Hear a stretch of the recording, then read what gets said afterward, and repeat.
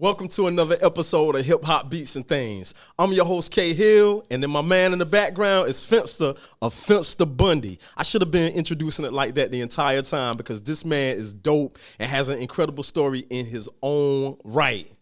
So far, if everybody's, everybody who's watching, if y'all been checking out the series so far, it looked like, we just North Carolina based. We're not just North Carolina based, but one thing that we had to do, we had to make sure that we touched on the cornerstones of hip hop culture in North Carolina before we decide to venture anywhere else.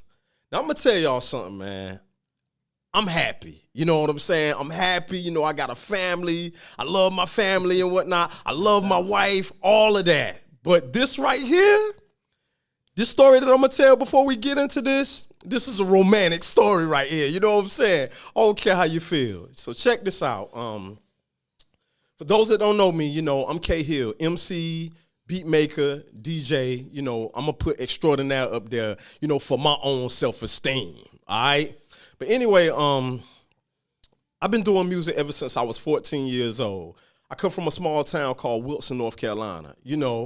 Love the music, had aspirations like anybody else who have dreams. But when you come from a small town, especially in the 90s, you never in a million years, picture yourself meeting some of the greats. You didn't think that cats was actually making, credible records out of North Carolina. Like, I guess I was under a cultural rock. And, I just started making music in my room and whatnot, started recording demo tapes and whatnot, not really thinking that, hey, this could become something viable one day and, I can officially make records one day. So fast forward, I'm going to tell this story like Sophia from Golden Girls. Picture this, North Carolina A&T 1995. I'm on campus. If you've seen some of the past episodes, you might have seen, like, my first day on campus, I seen Dreads of Black Sheep, and, I seen BET come through and all that stuff. But I'm going to tell you the moment that really changed my life, as far as hip-hop. There was a jam that they used to play on, what's the radio station at A&T? Is it 90.1? 90.1, yeah. They used to play this. It wasn't just 90.1 either. It was, DJ Polo? Polo 97.1 at the time was playing hip hop. They used to play this joint every day called Amazin. The beat was crazy, but the MC on it was just spitting line after line after line, metaphor after metaphor after metaphor. And I'm like, who is this guy? I just kept hearing this song. Every time me and my brother Ali or go, to the caf or travel anywhere, I keep hearing this jam. And I'm like, man, this jam is incredible, man. Like, wow, I love this song. I started learning the lines and everything, Thank you, bro. I think you said, not the guru, but I got mass appeal, pass the pill. You know what I'm saying? Like, it was just so much energy, man. And so later on, I was a big fan and reader of The Source magazine. And if you remember The Source magazine, you remember that's the holy grail of hip hop at the time. Before The Source, it was Rap Masters, but at that time, it was The Source. True. So The Source always had two of my favorite sections. And if I'm rambling, y'all, like, forgive me, but I'm going somewhere here, all right? I got to lead up to this and whatnot. Two important sections in The Source. What was it? The hype? What was the hype section? You had the unsigned hype. Yep. And you had rhyme of the month. Yeah, the hip hop quotable. Right, hip hop quotable. Okay. So the rhyme of the month was always dedicated to an MC that had an incredible verse on a song. And as you read the verse and start dissecting the verse down, you realize that MC said some incredible things. So I've seen Nas have a rhyme of the month. I've seen Lauryn Hill have a rhyme of the month. But it just so happened that this particular issue of The Source had a rhyme of the month from a song that I was crazy about called Amazin. And I found out the artist was named Omniscence. All right, so I'm like, wow, I finally know who this guy is, and whatnot. So I'm excited because now I get to put a name with the song. Right. Okay. Right. So a little time goes on while I'm at A&T. I'm discovering the hip hop history, in the in Greensboro, North Carolina area. Right. I'm finding out that there's a producer that's prominent from the area named Ski. Yes, He sir. wasn't Ski Beats at the time. He was Right. just Ski. Just ski. Right. There was another producer from the area at the time named Fanatic. Yes, sir. And there was also another producer in the area at the time named Dana Lucci. Yes, sir. And the reason I know about this is because these three producers' music used to play on the radio all the time, man. Like, and that music was so incredible. It could stand against anything that was coming out in the industry at that time. So, you know, I'm gradually finding out that Ski, you know, is from North Carolina. And this is right around the time that Reasonable Doubt drops. Saturday Night, was it Saturday Night Live? Uptown Saturday Night, that's Camp Low. Yeah. And I'm seeing Ski name on AZ Records. Yeah, man. I think John Blaze came out. Blaze, Big Pun, yeah. So I'm sitting here like, okay, this guy came from here. Wow, man, I can do this. Yeah, no doubt. Found out Dana Lucci is in Greensboro. Found out Fanatic produced Little Kim's Crush on You. No doubt. Lil C's and Lil Kim, right? So I'm doing a little homework on the crew and whatnot. I'm like, man, I got to know more. You know, I got to know more about what's going on. I find out that the guy who made the song Amazin, that I'm so crazy about, is from North Carolina as well. Yeah. And I'm like, wait a minute, man, we got history. No doubt. I might can get out of here with this, man. You know what I'm saying? Like, and you did. We had that was when I discovered that we have a scene. Right. I'm missing one important part. I went to a tailgate at A&T. I seen this young lady. Oh yeah. I forgot what she was eating, but I'm like, man, she looked just like this rapper named Entice. No doubt. You know what I'm saying? And I think back then it wasn't. I remember her joint called Black to the Point, but I think then around that time, she was fresh off of either Hush Hush Tip. Or the joint she had with Father MC. Yeah. Or she had just got with the Five Venoms, the female Wu-Tang group. The Five Deadly Venoms. Yeah, that came a little bit later. But yeah.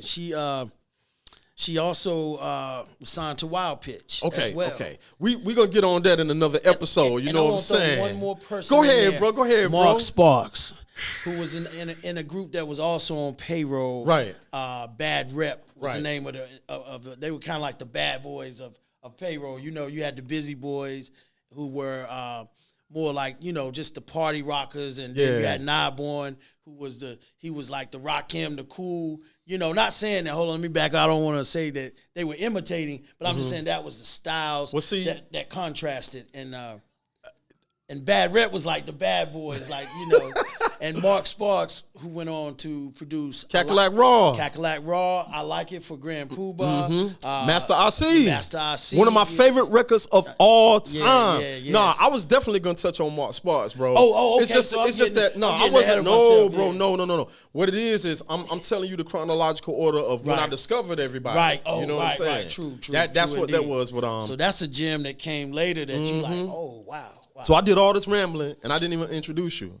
So, ladies and gentlemen, it's all good, ladies and gentlemen, it is my pleasure to introduce my brother, one of the first MCs that did it on an official level out of North Carolina, my man Omniscence. Thank you for having me, brother. Welcome to Hip Hop Beats and Things. I know I did a lot of rambling, y'all, but I'm so excited right now that I can barely contain myself because when you meet one of your heroes, and it was funny how I met him. That's why I said the story is a romantic tale, because when I finally did get to meet him, you know, it was so unorthodox. It was so crazy. Now, I think we had already spoke to each other before we met. I think we had spoke I think we had talked on the internet right a little bit. But are you gonna tell them how we actually met? Man, it's listen, the craziest thing. Okay, so you know, everything that I'm telling in this story was, I'm not gonna say pre-internet because that's gonna make us seem crazy old, but it wasn't like the big internet phenomenon it is right now. Right. You know, I think around that time, Black Planet was out and all that stuff. You know, stuff, right? Maybe even internet. You know, internet and whatnot. MySpace might have just been coming along or whatever. It was like a year or two later. I think it was on the way or whatever. that was when I discovered you now. Yeah, yeah. And by the time we met, North Carolina already had its second hip hop renaissance and everything. With Justice Lee, Little Brother, and all that stuff. No doubt. Like the renaissance was already there. It was already there. Right. I want to tell this story, K. Man, I want to tell please, it. bro. I want to be tell honest. this story. My mom needed some dentures, right? And so I had Respect to take the moms, I had to take her to Durham to get some dentures, some affordable dentures. Right. So we in traffic, and we parked we at the stoplight, and a car beside me is like boom boom boom boom boom boom boom. I'm like, dang, okay, but he's ahead. He's ahead. He's though, ahead, because it was just certain taps. They ain't listening to. They listen to that boom bap. Right. And so I'm just like, okay, he rocking some boom bap, but it was just I looked over again. He was just like boom. He was just banging it. And I looked over.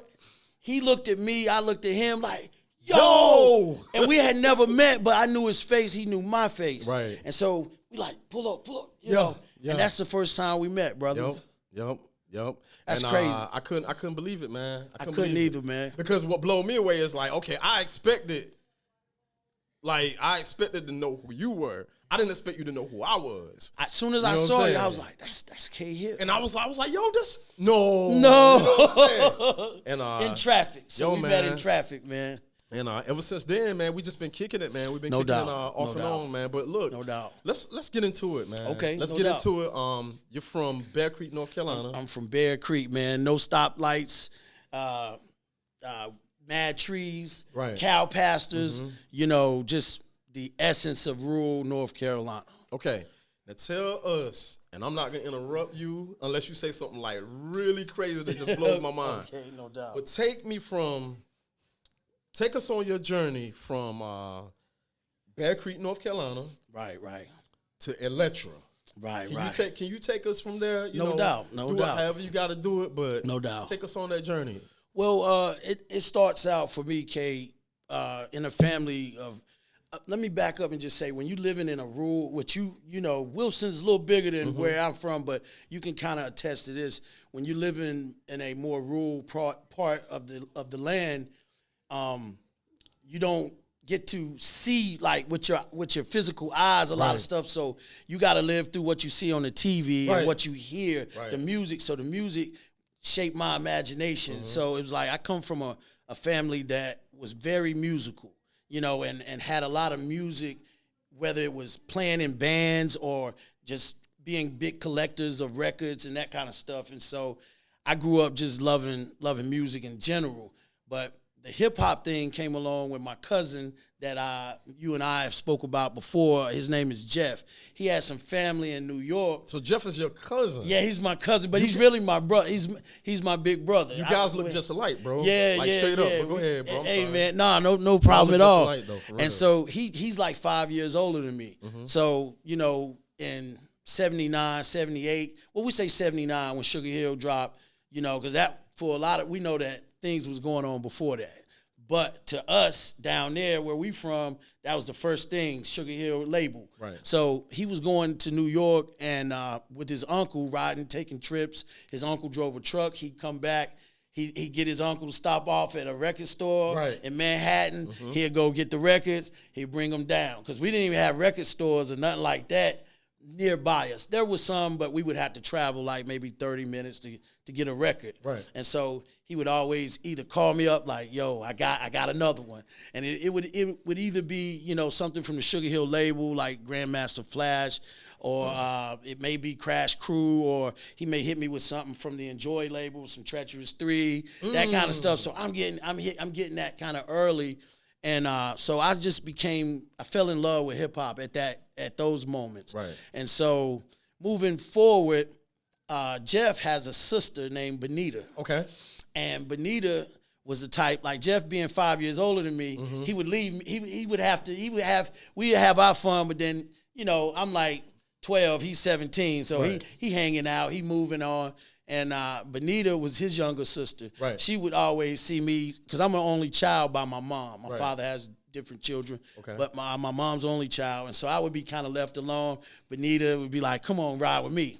And so she took me, she was a student at A&T. Okay. You know, in the early 90s. So A&T is looking like the hub right now. But go ahead, it is. bro. Oh, most definitely, especially in those moments. And so she ended up staying with an aunt she had in Greensboro, who lived right around the corner from Ski, from the Busy. So she knew that I was very interested. I had started formulating some rhymes, and she was just like, yo, Ski stay around the corner. You know, I'm going to holler at him and see, you know, if I can introduce y'all.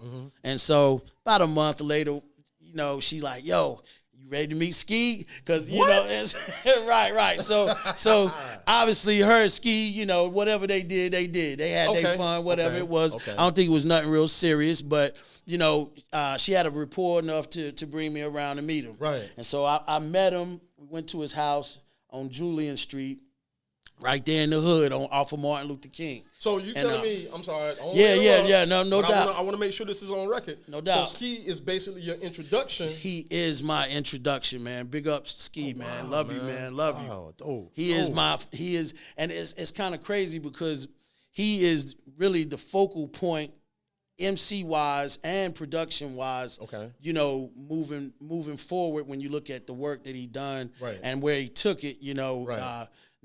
Fanatic was more like the mentor to Ski. You know, I met him second. So this is basically what happened. So when I got introduced to Ski, you know, he said, she told me you rhyme or whatever, you know, and I'm like, okay. He put on some beats.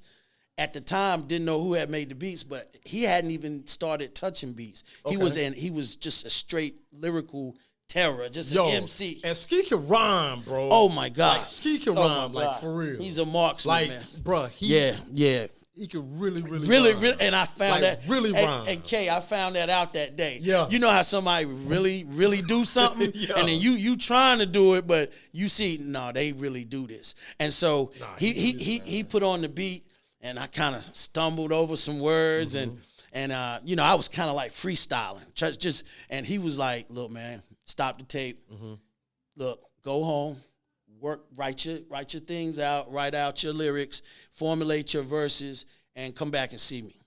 And so I did that. Okay. And the next time I saw him, I was ready. And I couldn't wait because I kept calling Benita. When can I see him again? When can you know? And so I'm like, because I'm like 16 at the time. Okay. You know, so. But when I saw him, I had it ready for him. I had two good verses for him, and he was like, yo, you got it. And so then he proceeded to introduce me to the rest of his crew, and that's how I met Fanatic. So his crew then was Payroll. The Payroll Posse. Okay. You know, which consisted of the Busy Boys, which is Ski, Fanatic, and Dana. That is a squad, man. Oh yeah, Entice, Mark Spark, and my man Dizzy. Shout out Dizzy. From Charlotte, Mark Sparks and Dizzy had a group called Bad Rep that I was speaking on earlier. They was like the bad boys of the crew, and it was a few more people around, you know, but that was the core of it. And rest in peace, Roland Jones, who started the label. He was out of New York. He started Payroll. Yeah, he did. He came down, started a record store in Greensboro, right there in the hood, you know, and so the kids just came to the store. He kind of picked up on who was interested in what, and they ended up convincing Roland to start a label, you know, and so that was the beginning of Payroll Records.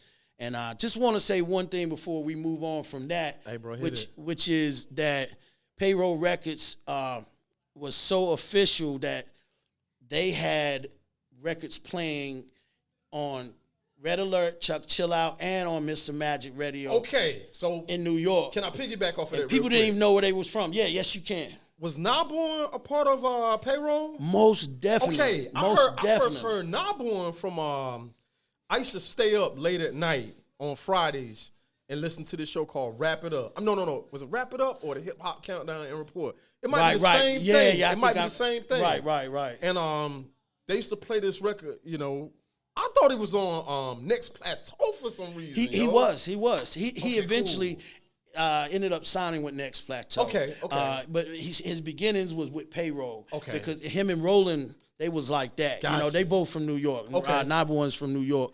And So yeah, he dropped Versatility on Payroll. That's what I heard. Which is the all-time classic. That song still hit, bro. That record was and dropping it as well with the Busy Boy. Yep. Those records was getting played, and like I said on the Red Alert show and the Chuck Chill Out show, which if you from New York, you know that was Holy Grail. That was Friday night, Holy Saturday Grail, night. bro. You know that's big time, man. So but I'm hearing them obviously because I'm not up there. I'm hearing the records on 90.1, right? With Texas Pete, who was the DJ for 90.1 at the time, right?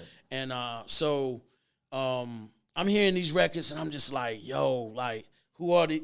I'm not even knowing they from, like you said when you heard my thing. You not even you knowing the same experience that I had with you. Same experience, man. Full circle, man. And so when I found out that they were from North Carolina, and then, like I said, my cousin let me know, like, because she was in tune with hip hop too. Her and my cousin Jeff, they are some hip hop heads in the family before I come along, you know. So, but to keep moving, so Ski at the time, what I didn't know was kind of like, you know how when Rockefeller was having a split, but then let's say Dipset was coming in right at that time. I'm being introduced to a crew that's pretty much getting ready to split up. It's already tension in the air. Yeah, it's tension in the air, and people are choosing sides. And so obviously I'm rocking with Ski because he brought me in the door. So what happened was Ski ended up bouncing, Roland, Naborn, and Ski, they all ended up bouncing to New York to try to you know, that's where it was happening at. They to go ahead and try to pursue some things. I mean, if you don't mind me asking, no problem. What year is this? Or are we talking about? This would be like late 88. Oh yeah. Late all 88, maybe early 89, somewhere in that realm. You couldn't fathom nothing like that. Right, and I was exactly. Yeah, and I was only 16. I remember Ski giving me a call saying, "Yo, man, you know, just rock with Fanatic, man. You gonna be all right." Like, you know, because he was already in the Bronx. He had moved to the Bronx at that time, which would become the beginnings of original flavor. Yes, sir. Dame Dash and all that would be starting off. But, you know, so he linked me with Fanatic, and me and Fanatic just clicked, you know, and it was like from that point on, that was who produced my music. You know, so Fanatic was your main producer. Like Ski put you in. Right. But Fanatic was your DJ Premier. Right. Oh, most definitely. Your Marley Marl. Right, and I'm glad you brought that name up. Word. In North Carolina hip hop, and some people I might catch some flack for saying this. Let's get it. But I believe Fanatic is the Marley Marl of North Carolina hip hop, the origination of it, meaning because like I said, Ski had not began yet to start really. He was tapping a little bit, but, you know, Fanatic was basically, you know, he was the one who pretty much could afford the SP 1200. Right. So the story is that Ski, you know, and Fanatic had the SP 1200 there, and Fanatic was reading the instructions, and Ski was reading the instructions while Fanatic so Ski's learning at the same time. Learning the technical part of it. Fanatic, right. like already, you know what I'm saying? Exactly. Okay. Because the records on Payroll were produced by Fanatic and Dana Lucci, you know, but Ski was he was the MC mainly. So you're dropping it, your versatility, your hype time, those records are produced by Fanatic. You wanna know what's crazy? It's two versions of Original Flavor. Right. With two guys, one guy on the first album and another guy on the second album. Right. I remember the first album. Oh yeah, it was dope. I was a fan of Original Flavor before I even knew who Ski was. Right. Before I even knew he was from North Carolina. Right. So when all of that came together, man, I need you to understand all this history just blew my mind. As an aspiring, you know, I understand, producer, man. you know, and artist, you know, from North Carolina. But go ahead, bro. No, man. So, long story short, so we still on the road to Electra, right? Yep. So pretty much when that went on, you know, the crew split up. Me and Fanatic, Dizzy and Mark from Bad Rep, they stayed on the same side with me and Fanatic. And Mark Spark, who at the time was DJ Def, him and Fanatic, who was the rhythm fanatic, they created a label called Def Rhythm Productions, and a label. That was a production company, and the label was called Overdue. And so what they did was they just formulated a compilation of artists that were going to be payroll artists, but yet that they still dealt with, and now that payroll had kind of disbanded, or let's not say disbanded, but had moved on. Right.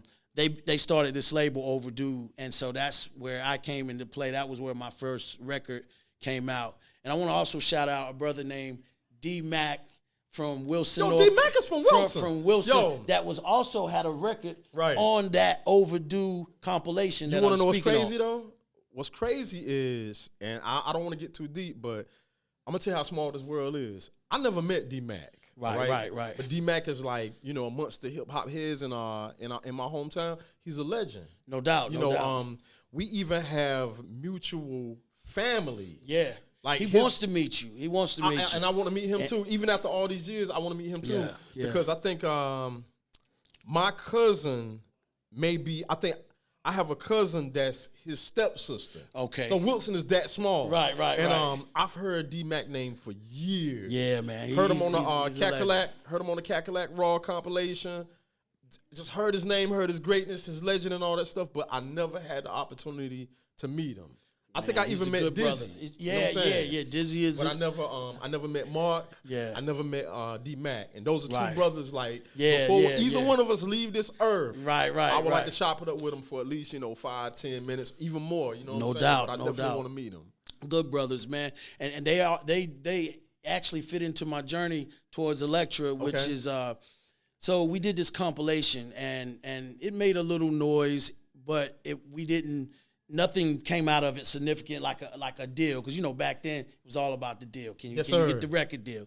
And so we didn't get a deal out of that, but we made a little bit of noise, and we ended up going to the New Music Seminar in New York. You went to the New Music Seminar? Oh, I performed. Do you remember the New Music Seminar? Yeah, man, yeah. And so we ended up going out there and performing, making some noise, and while we were there, Clark Kent rolled up on us, right? And he's like, we're thinking like, well, he might be wanting to hop, because Clark was Dana Dane's DJ. Okay, that's what I was about to ask you. Was he Clark Kent, Dana Dane's DJ then, or was he the Clark Kent that he is now? Well, he I'll say somewhere in the middle of that. Okay, it was post Dana Dane, right? But it was not. It was obviously pre,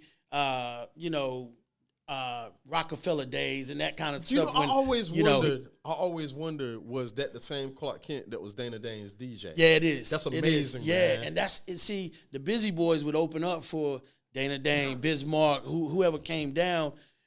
They would open up for them. Payroll artists would open up for them. Mm-hmm. So they had a rapport with these guys. Right. And so Clark had seen Ski, I guess, and knew what he was capable of doing as an MC. Right. And so fast forward, we're at the New Music Seminar. Clark like, yo, how y'all doing? But have y'all seen Ski? Where's Ski at? Because he knew we was Ski, but he didn't know that there was a split. Okay. And so I just remember that. So obviously they found each other, as you know, and he linked him with Jay and Dame. But backtracking, in between, right after that compilation album, myself, D-Mac, who we were just speaking of from Wilson, and my man Dizzy, who we was just speaking on, decided to become a group called Southern Hospitality. And I'm going to send you some stuff that we did. Is that the same Southern Hospitality? I think they had a video out back in the day. Yes, Soho. Yeah. They broke it down to Soho, but it stood for Southern Hospitality. Wow. And we went on to try to, we're going after the deal. We're trying to get on, And I was telling Finster a little earlier that I enjoyed that Yag Fu Front interview so much because we was up there. Yeah, shout out them brothers, man. We who I've never met, but big fans of y'all, man. Love those guys, man. Love those guys' music, man. Yeah, man. The story I got with them is that even though we never met, we were shopping a deal, Southern Hospitality, and we went into what label were they on? Was it? It's right on the tip of my tongue too, man. But Kenyatta was the guy over their project, a guy named Kenyatta, and I never forget. We come in like, Mercury. That's exactly who it was. And we played it for a dude named Kenyatta. And if I'm incorrect, y'all feel free to correct me in this interview if I go astray in no, any kind of way. It's about learning, bro. It's right. definitely about learning. Like, but what I was gonna say, we was shopping the deal. He said, okay, we played it for him. You know, turn it up loud in the office, and then we, you know, okay, he turned it down. He said, okay, let me play y'all something, and he put in, which would be Yak Fu Front. Right. And he's like, now this, we just signed these guys. This is where it's at, you know. And so that was motivation for us, you know, at that time, man, you know, and it was dope, though. I couldn't front. I was like, yo, that is dope. That's dope. But that's my first experience hearing their music, you know, was us trying to, we was right there on, oh, I'm sorry, excuse me. That was right there. Was that your first time hearing of them before going there? But that was my first time hearing them in that man's office in Manhattan. Okay. Then later on they would, because they hadn't come out yet, he had just signed them. So you didn't know that was from North Carolina? No. Did he tell you that they was from North Carolina? Yeah, he did, but I didn't know when he didn't tell us till after he played it. He was like, so basically he was saying I already got that, you know. Yo. But we were coming on a different. They were different than what we were coming, you know. Yeah. But that I just had to throw that in there, man. No, that was dope. That was dope. I'm glad you did. Oh yeah, man. So we went on and we ended up signing with Kenny Smith, who was on TNT. Right now, the Kenny Smith, the North Carolina Tar Heel. He had a label called Baseline to Baseline. Okay. And out of Houston when he was playing with the Rockets. Right. He was still playing with them at that time, and he ended up signing us three, and things were moving kind of slow, and again, my man Fanatic, who brought me, who, like I said, it's almost like Ski in the world, if we were looking at, like, fathers and children, like Ski would be like my biological father in this game. Right. And then he had to move on. I wasn't able to go with him. Mm-hmm. So he was like, yo, rock with him. He gonna nurture you. He gonna, you know, build you up in this. Right. So anytime we came to a crossroad, you know, I always had to roll with my man, Fanatic. Right. And so it came a point where I had to split from the group, and me, D-Mac, and Dizzy, to this day, those are my brothers, and there's still a place in me that, like, if I could rewind the hands of time, I wouldn't have did that. But I was young, and again, you know, and this is not to, like, vilify Fanatic or anything, or be like, you know, but it was just a situation where I rolled that way. I'm a very loyal person, Kay. And that's just who I am to a fault. Right. And I was young, you know, because as you get older, you know, you realize you understand loyalty and its realm and its boundaries. Like, yes, I'm loyal to you, but I ain't gonna jump off this bridge for you. You know what I'm saying? So, but at that time I was young, and so I ended up going solo. So now it's just me and Fanatic. Okay. So then we get in the studio and we start working on what would be the Funky One-Liner EP, right? Which is what started the bidding war that we were speaking on earlier. Okay. And that's when, like I said, you know, we had offers from various labels. We could have even signed straight up with Elektra, which I believe would have probably been the better thing. But sometimes having that middleman can be good if he's really for you, because he can fight for certain things that you couldn't get done, like going straight up with the label. But if he doesn't have your best interest, then, and he's busy and he's all over the place, then it's not good to have that middleman, because now you got to go through him for everything. And just to give, I'm sorry, no, go ahead. Just to give the listeners a little bit of context, when you keep hearing us say Elektra, we're talking about a record label. Elektra was one of the, like, prominent record labels, you know, in the 90s. We talking about Busta Rhymes, Brand Nubian. Yes, sir. I'm gonna say Shazzy, man. Yeah. People sleep on Shazzy album. Who else did they have? Effects ended up coming through East West Elektra on their, I think it was their Hold It Down album. Old Dirty Bastard. Old Dirty Bastard is Elektra. Yeah. And to jump into that. Go ahead. But we hadn't got there yet. Oh, yeah, I'm sorry. We hadn't got to Elektra yet. Yeah, I wanted to get them some context. Oh, yeah, no doubt. So pretty much we had this EP out that was gaining some traction, and We had people bidding on us, but it was this one guy, Chris Lighty, that wanted to sign us. The Chris Lighty. The Chris Lighty. Baby Chris from the from the Violators. It's my man right there.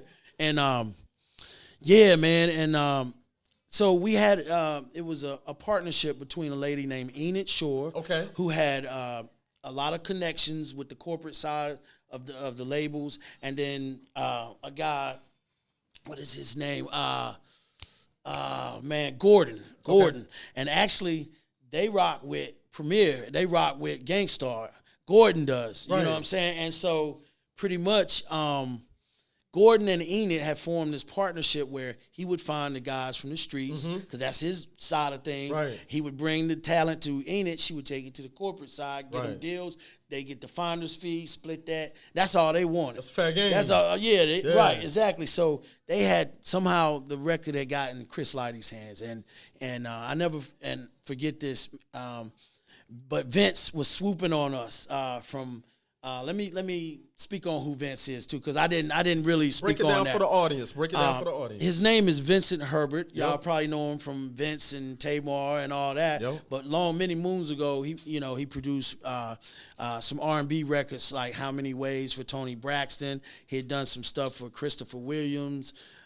He had already had a production deal with Clive Davis. So he was already like a young up-and-coming producer. And then Sylvia Rhone ended up giving him a label to go out and find some artists. And it's like, what can you do with your own artists if you're producing these records?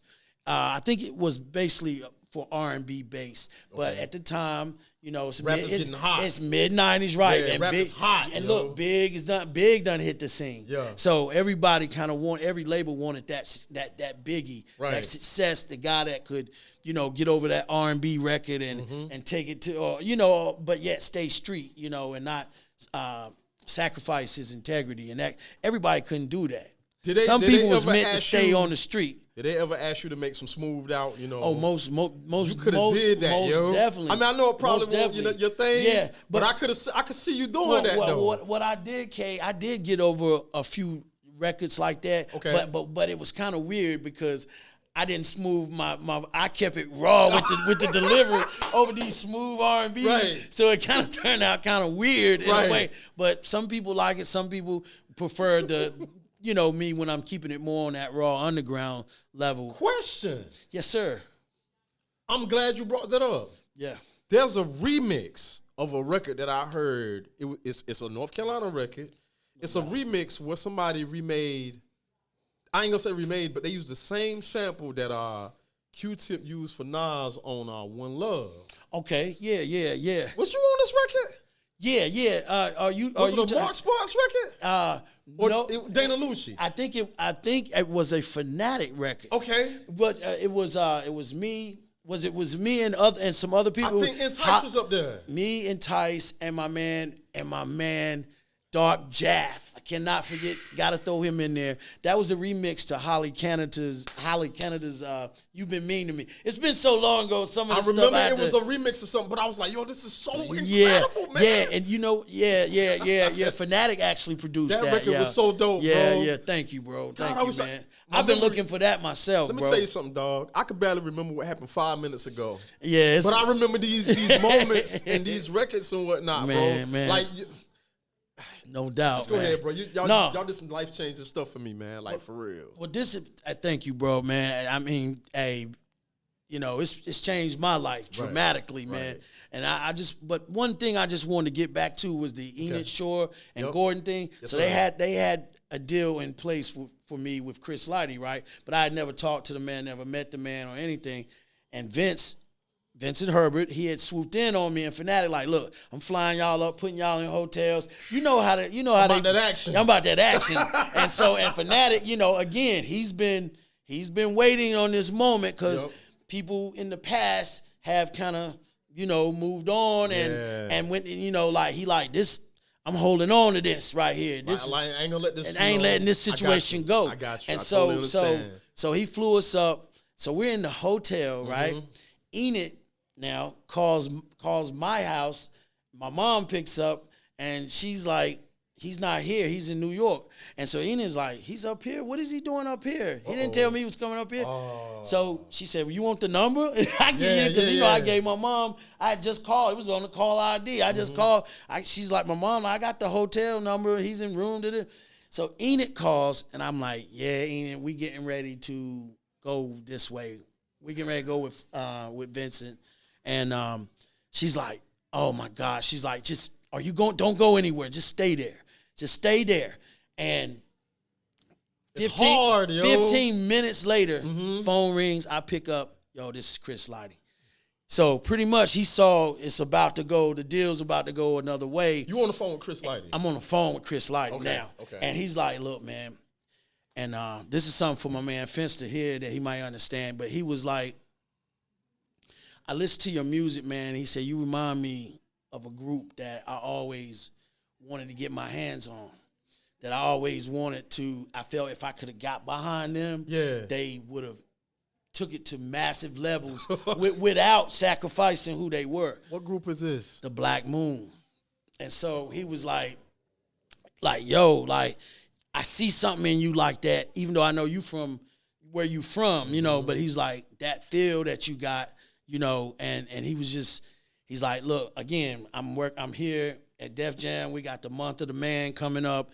He said, I know money. He talking about Vincent. He said, I know money. He said, but bro, we live this over here, you know, and I promise you, I can take you where you want to go without sacrificing who you are. Right. Now, I'm on the phone with Chris. Right. Fanatic is in the same room, but he not hearing all this. Right. And so I said, but I'm looking at my man, though. As I'm talking to him, I'm like, yo, you know, respectfully, man, I know who you are. Because I knew who he was. I knew just at that time, you know, I knew him from, you know, managing the Native Tongue, the tribe, and all that, Baby Chris, from the Violators, right? So you knew all of this at that point? At that point. Didn't know what he was going to do in building Violator into a mega management company and label wise, you know, he ended up signing Warren G and all that, you know, and so I said, respectfully, I gotta go this way with it. And you know what he said? He said, all right, man, good luck to you.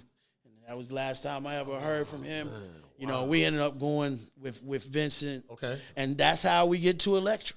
That's that. So technically I was on Elektra, but I was on a label that Elektra was backing, that Elektra was feeding the money to. So it was subsidiary. Right. It was three boys from Newark, which is the name of Vincent's production. Okay. And they had a label on Elektra, on East West Elektra. Let me make sure that because East West. So there's a lot of pies getting split. Right. So like, when I could have went straight direct, I could have went with Lighty, you know. And so you know, so. And later on in the conversation, I'm gonna revisit. I want to revisit the Lighty thing. Rest in peace to him, man. And because for so many, I'll go ahead and say this now. For so many years, I felt like, you know, as I'm seeing what he's doing with artists, and I'm just like, damn, man, I made the. Oh wait, let me back up. Okay. When Chris Lighty said, "All right, man, good luck." Yeah. Enid calls back and says, "No, you just made the biggest mistake of your life." She called and said no. Yeah, she called because you know that's cutting her money out, really. But she's really telling me the truth. You should have got. We had you ready, yeah. And I said, I understand, but I got to go this way, you know. Right. And so we ended up signing with Vincent, and some good things happened. We ended up, you know, still we had a video that that was on BET. Touch Off. Yeah, Touch Off. We was in the That Source. joint still go hard, yo. Thanks, man. Still I appreciate go hard. that, man. And that joint is nuts. So I got to experience it, but what happened was it just Vincent, not throwing any dirt on him or anything, but he may have misappropriated some funds, or as far as they gave him the budget, and then it's like you do what you know, you set up all the studio time and that kind of stuff, and so all they knew is that after like 2 years, we had been recording, but no album was the samples wasn't cleared, and it was a lot of stuff going on. It wasn't like, you know how like Puff, that was Bad Boy, that was his baby. You know, when you see certain labels, you know, that's their, or TDE your man Top Dog, like that's his baby. You can tell, like this was just something Electra through Vincent. Vincent got all this other stuff going on, like, and it just wasn't interest put into it like that. And so Electra ended up calling. I was supposed to go out with Busta Rhymes on March. Let me make sure I got this right. Our albums was going to drop the same day. You and Busta Rhymes. Our albums was going to drop the same day. There's a thing in the source, not the same one with the quotable, but a few issues down where they would, how they would preview albums that getting ready to come out and they had the dates on them. Right. And they had my album, The Raw Factor, Busta Rhymes, his first album was on that. And we were supposed to drop the same day, and we were getting ready to go on a promotional tour. With Busta Rhymes. With Bus, yeah, no doubt. And they canceled my part of it. I couldn't go because they were getting ready to cut ties with Vincent and that situation. Right. So Vincent called me like, yo, don't worry, I'll take you to another label. Right. And I'm like, dang, I've been signed for now going on 3 years, no album. You can't take another 3 years. I'm like, you're young. You know what I'm saying? I'm still. There's no patience there. Right. Because you're young. Exactly, man. I understand. And in a lot of ways, I wish I would have probably, stayed the course, but that's what I'm getting at back to the Chris Lighty thing is what I learned was that everything that happens is supposed to happen. That's right. Because if I'd have stayed the course, then I might have a son, but I don't have the son that I got. Right. I don't have the children that I got. I don't have things are supposed to be the way they are. You don't realize it at the time, but that wasn't meant for you. But something else can be, and that's okay, So, but yeah, when Lighty passed, that showed me like, wow, man, like here I am, like kind of like mad because I didn't get that because I made the wrong choice. Right. But then this man's life is, life is precious. So it just let me, you never know. I would have rolled with him and the music would have blew up. It might have threw me to a certain stratosphere, but then, anything could have happened to me, right. So it's just like sometimes things happen that alter your course for reasons that you don't really realize, and that's all I wanted to say about that. Oh no, I understand. I understand that more than you will ever know, bro. I really do understand that. You know what I'm saying? No doubt. I was understanding as you was telling the story. Like I get it. It's like a lot of cats would have threw Fanatic under the rug, bro. Yeah. Me and him continued to work, and look, you know what, man? Oh, they would, and they did. Look, they did. We won't go there, but I'll just say they did early in the payroll days. Everybody got deals. Like you said, Nyborn went to Next Plateau. Ski went on to get with Clark Kent. And again, for those watching this, I am not trying to say, I'm not airing out dirty laundry and that kind of stuff. But I wanted to paint the picture of this man, my brother Fanatic, what his mentality was at that moment. You're telling the story of some young musicians, bro. right. That come from a place where nobody is making it like that. Exactly. So everything looks like food, bro. Yeah, man. Like everything looks. I don't hold anybody. I don't hold no negative will towards anybody in that situation. Right. Because it's like these are resources that was not common where we are from. Exactly. So it's like, yo, nothing against you, but I gotta get it, baby. You know what I'm saying? I gotta get and look, if those brothers wouldn't have done that, you wouldn't have or sisters, because he produced Entice. She was MC Spice, but he produced for. So did he produce Black to the Point? No, she had done gone, but she got signed off of the stuff she did on payroll. Wow. Yeah. She was on Wild Pitch. Yeah, she ended up going to Wild Pitch. That's another legendary label. And Fanatic produced all that. Like I said, he produced Versatility for Nyborn. Right. He produced the majority of Dana produced some of the Busy Boy stuff. Rest in peace to Dana, man. But that broke me too, man. Because I always wanted to link with him. Yeah, you know what I'm saying? Good brother. Incredible producer. Incredible producer, bro. Man, dope producer, man. He had this project when I was in school. He had this project he had this group called the Pit Stalkers. Yes, sir. And they had this album out, man. Yes, sir, man. God, that album was so incredible. Yo, that album, I'm like, I'll never be able to make beats like this, yo. I want to shout out Solinsky, too, man, while we're here. He's working. He hit me the other day, he was just like, yo, OG, I want you to check out what I've been working on. And, man, he's got some stuff coming, and he's holding that faction down, that part of our foundation, the Dana faction.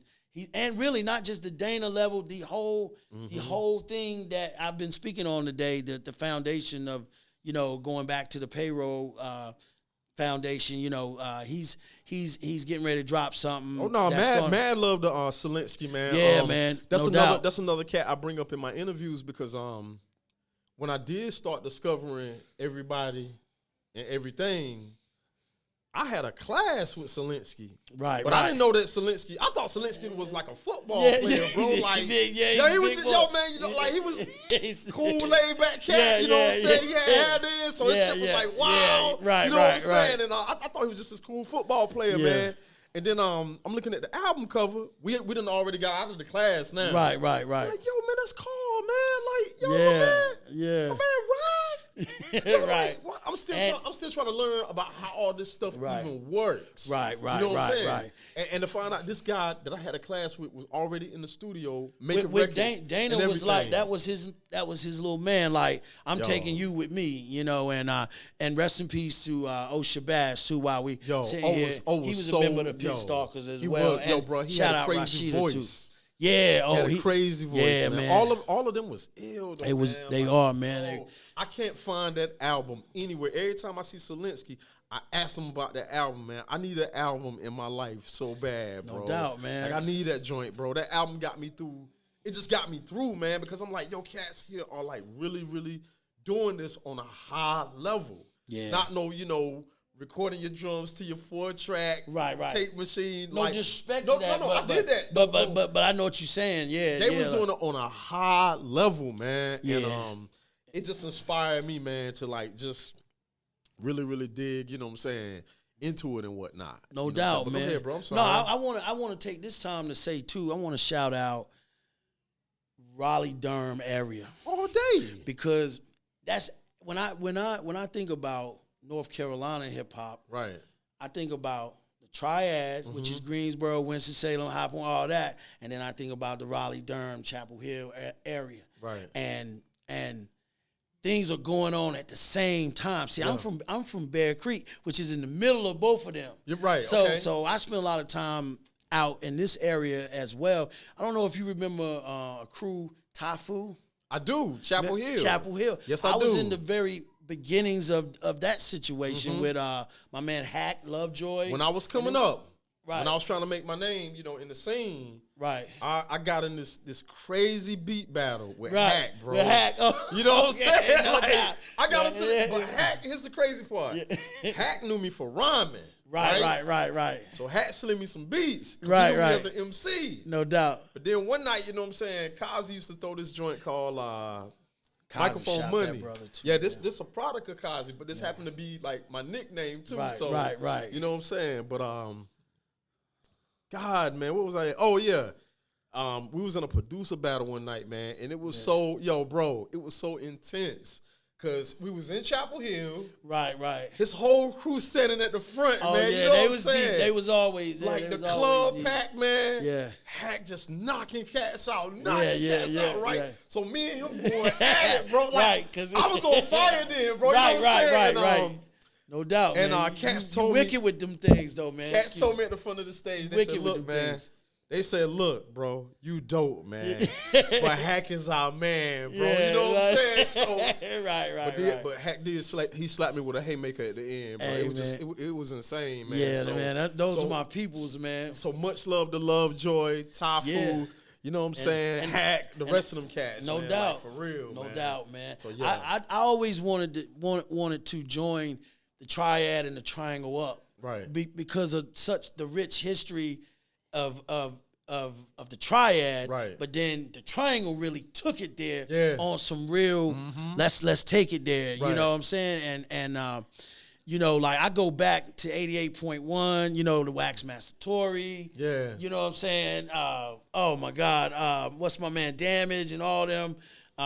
See, they really schooled me. They came on the show. Them brothers, and they really schooled me on some stuff. See, bro. where I lived, I could get that. So I knew there was an intense scene going on out here as well. Right. And then obviously, you know, Justice League and Little Brother and all that came through, you know, but I didn't know that you were at the origins of that.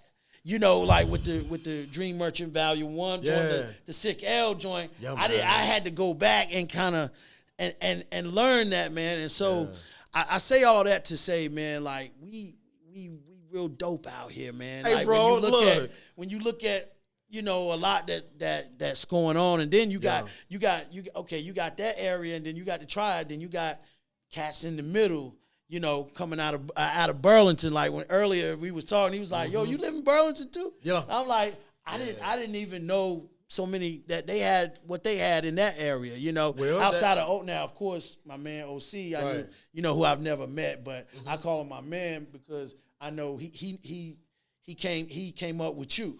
You know what I'm saying? He didn't come up with me. He's like after me. You know After what I'm saying? Yeah. Well, that's what. Yeah, kind of like he came through. I won't even say through you, but I got introduced to him through following you. I definitely call him one of the leaders of the new school and whatnot. Most definitely, man. North Carolina and all that stuff, man. Most definitely, but man. Yeah, bro.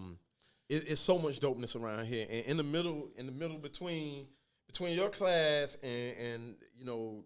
The whole, you know, Justice League phenomenon class and whatnot. You got PD Pablo that just drops smack down like right in the middle. Let's not forget that. Oh, we can't forget that. We can't forget that because that was major. That was when major. It happened, bro. It was like a major phenomenon. And anybody that try to sweep that part of North Carolina history under the rug, you can't do it, bro. Will not do it. Because here's the deal. Yeah, okay, you know. The lyricists and whatnot had the culture on Smash. Right. You know what I'm saying? And a whole lot, you know what I'm saying, with the industry, you know what I'm saying, on Smash. But PD had the streets, man. Right. He had the media. That's he had correct. The streets. He did. Like, yo, bro, he came through out of nowhere, man, and just like really attacked. And this really, thing, he did, man. Shout out to that brother, man. You know what I think? Man. You know what I want to say about that, K? I think what it was is that traditionally North Carolina is like always kind of a melting pot. Yeah. And I was going to say traditionally we have always kind of had that New York sound in all us. Day. And so when he dropped with that, it didn't for a certain faction of us. Maybe it didn't resonate with us. It didn't resonate with me then. You know, but I like the jam then. I like the jam. Exactly. But when we look at the magnitude of what he did, man, you can't write the book without his name. You can't. You know, and but I was gonna say this, man. I'll going back to that new music seminar back in the day. Yeah. We're all standing in line to get in, and Charlie Brown from the Leaders is there, and you know, I got this laminate on me. The laminates. Yeah. They don't know about the laminates. I got the laminate on, right? And I'm from Bear Creek. Yeah. So I'm up here in Manhattan looking like this is crazy. Right. He grabs my laminate. I don't know who Leaders ain't came out yet. Oh. They ain't out yet. No, they ain't out yet. Wow. And so he grabs my laminate, not grabs it, but he picks it up like he's reading it. Like he's like, I'm like, yo, man. He's like, yo, relax. I ain't gonna take it from you, man. Right. But I'm like thinking, you know, so later on, he in the scenario remix, I'm getting at something that's tying into the whole P. Go ahead. Which is, he says, at the time, you know, it's New York, and then you know it's Compton. Right. He says New York, North Kakalaka, and Compton. He didn't say New York, Atlanta, and Compton. New York, Miami, and he said North Kakalaka because it's something he knew, I feel, about. Mm-hmm. And I think our area was really, if hip-hop would have stayed, which that's fine because things have to change. Right. But I just think if hip-hop in a perfect world would have stayed on that boom bap level, I don't think that, and taking nothing from no other area, but I think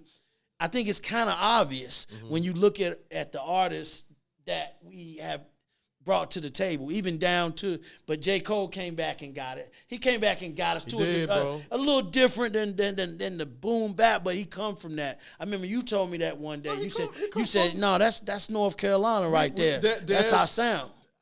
Let me put it to you like this. I know I could trace back right the people, the credible people that can link J. Cole. Right. That can link J. Cole all the way, you know what I'm saying? Character to what assassins, we did. right? Bomb Shelter. Bomb Shelter. My man Nervous Wreck, you know what I'm saying? And while we here, man, one of the members of Bomb Shelter is no longer here now. You know what I'm saying? And rest in peace. Yeah, so I was hoping to have them up here. I was hoping to have them up here on the episode, man. And we had even talked about that earlier this year. And I think we lost him like a month and a half ago and whatnot. So it's just nerve now, man. And, rest in peace to him. And yeah, definitely rest in peace, man. And his family, I definitely hope, you know, as time heals and whatnot, you know, we can still, you know, have him, you know, come up here and just tell about how he's been affected now. You know what I'm saying? You know, tell about the history and whatnot, man. But I definitely send my, you know, condolences out. You know what I'm saying? No doubt, man. But yeah, man. Cole definitely, you know. Yeah, it's like, you know, he's definitely a student, man. Yeah. You can tell, man. And he's definitely pure North Carolina bred. Yeah, bro. we played them. Like, we play with them lyrics hard, man. We love them lyrics out here, and I just think that's just a product of being students of, you know, of that golden era, man. And you know, and I don't know, man. I think, you know, the connection between, like I said, the triangle and the triad, I would love to put something like that together, you know, because I know a lot of dope cats on both sides, man, you know. So, but yeah, moving forward, man, you know, getting back on the storyline, you know, the deal, that didn't work out. I came back home for a little while. You know how it is. You come home and you still the man around everybody. Yo, welcome back, baby. We've been back. When the album? Yo, drinks on me. Look, when the album coming? And you know the album ain't coming, but it'll be out soon. Right. Yeah, it'll be out soon. The album won't coming, right? Nah, because the deal gone. The deal gone, and then I asked, I got a release from Vince. Okay. So I just asked him to go ahead and release me from that situation, you know, and you voluntarily asked Vince. I stepped down, man. So what he was gonna try to? Was he gonna try to? He was gonna take me to another label, which he probably could have easily done. But you was burnt. You was scarred and burnt. Right.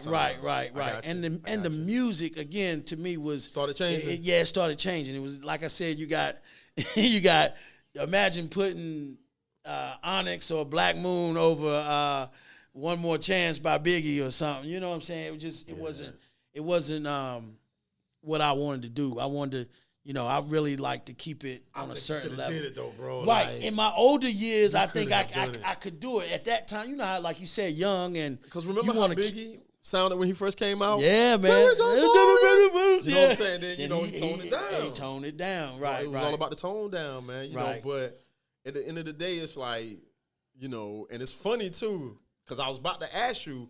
At the end of the day, do you think you would have been able to live with those kind of records? But the funny part is, growing up, you look back at the records that you used to hate, and you're like, damn, yo, that was really the jam. That was really that shit. I was just too young for it, though, yo. Right. You know what I'm saying? I go back, I listen to a lot of the Bad Boy records now. I'm gonna be honest, like Bash Me, whatever. I used to hate these records, yo. I know what you mean. I remember I cussed my mans out one day because I was at work, man. I was working at a fast food joint, man. Like steam everywhere. It's hot, people coming in. And you know, I kept, you know, somebody kept saying, Kevin, you gotta call. So I get on the phone, man.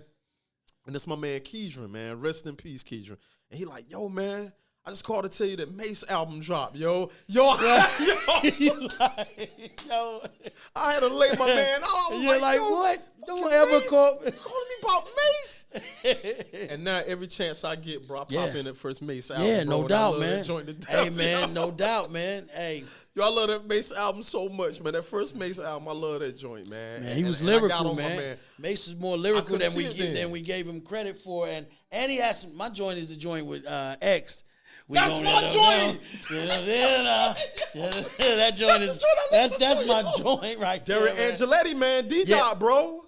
So slept on, man. Yeah, man. Two Kings in a Cypher, Two Kings man. in a Cypher, yo. Dope. Yes, sir. Yes, sir. Yeah, man. Yo, God, bro. But K, you a student though, man. I think that's what our connection, you know, I think our connection is based on your love for the game, and like man. I said, and you, like I said, man, just you've been solid, genuine brother, man. Ever since I ever, met you, and meeting you in traffic. That's crazy. That right there, I always think of that because that starts to play in my mind like that's something that you didn't set out to do. I didn't set out to do. Nope. So, some people might say, well, that's just mere coincidence, but I don't think so. I really don't. Nah, bro, because my thing is this, man. They always say, and I'm talking from, a now standpoint. Right. They say that rap is a young man's sport. Right? Yeah. I can't agree with that. I can't either. The limelight is a young man's sport. Yeah, right. Exactly. The notoriety, all the glitz, all that, the glamour, yeah, exactly, the traveling, you know what I'm saying? The parties and all that stuff. Right. That's the young man's sport. Right, exactly. But you can't, people's lives change over the years, and it's always somebody that's going to need to be able to hear something that they can relate to. No doubt, You don't get older and stop liking the stuff that you loved.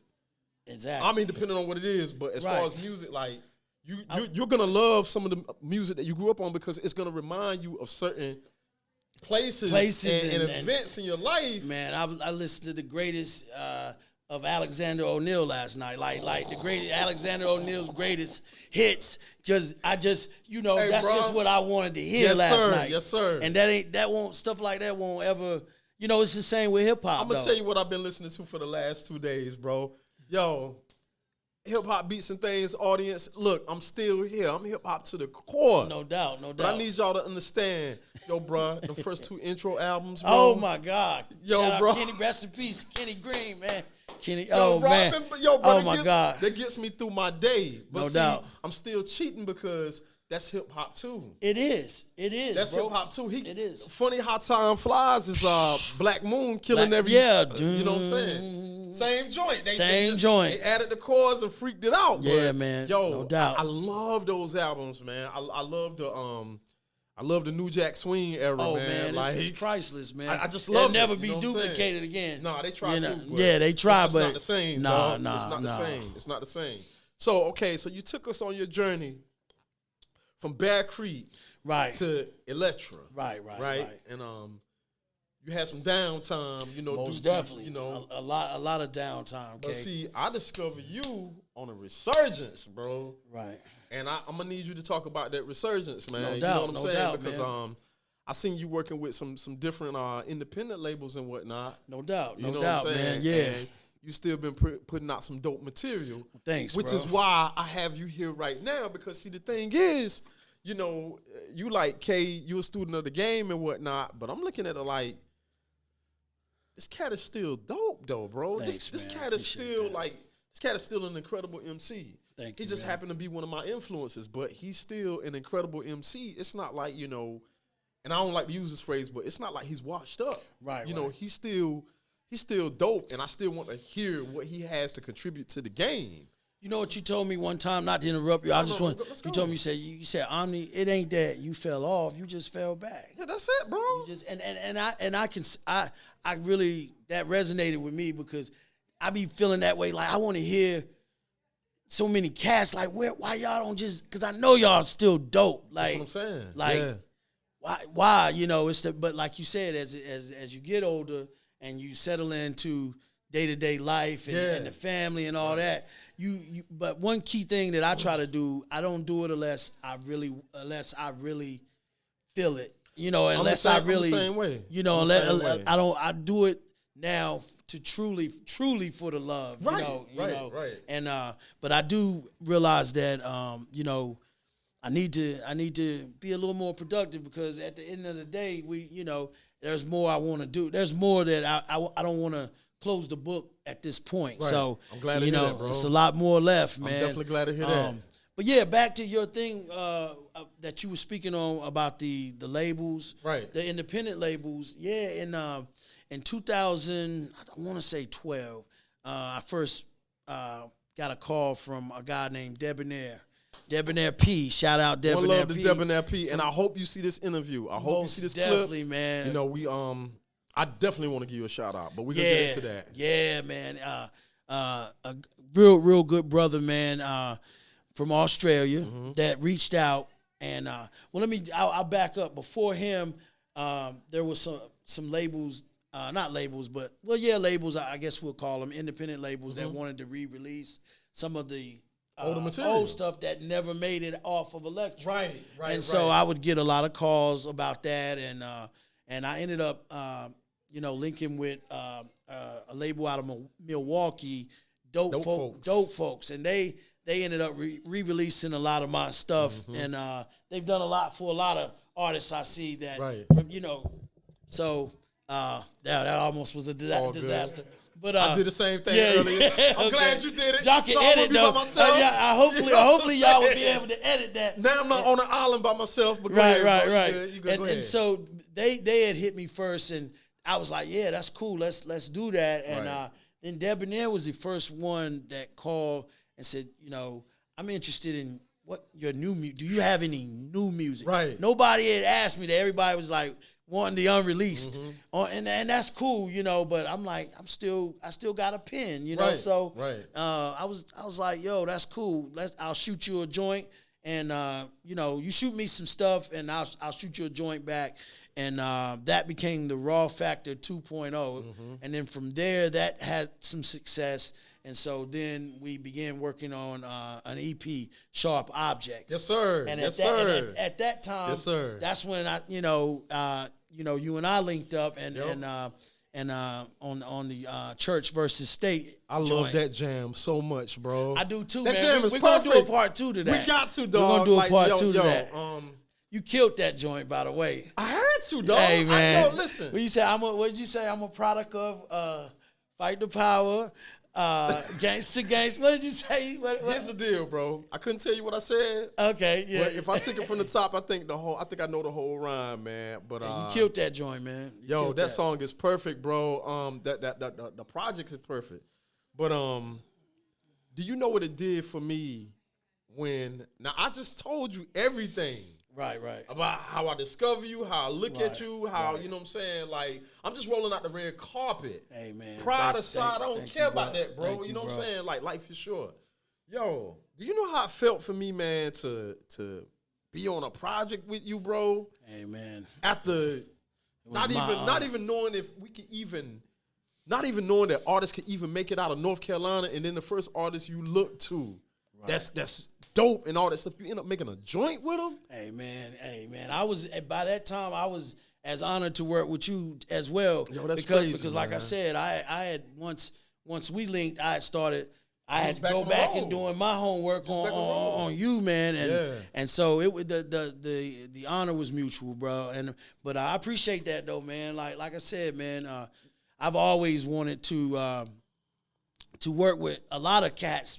But it's just that, you were one of the only ones that reached out. Like, look, man, look, hey, I know what you did, and I want to rock. I want to do something with you, and so from there, I was just like, yo, he really to even be able to discover my music.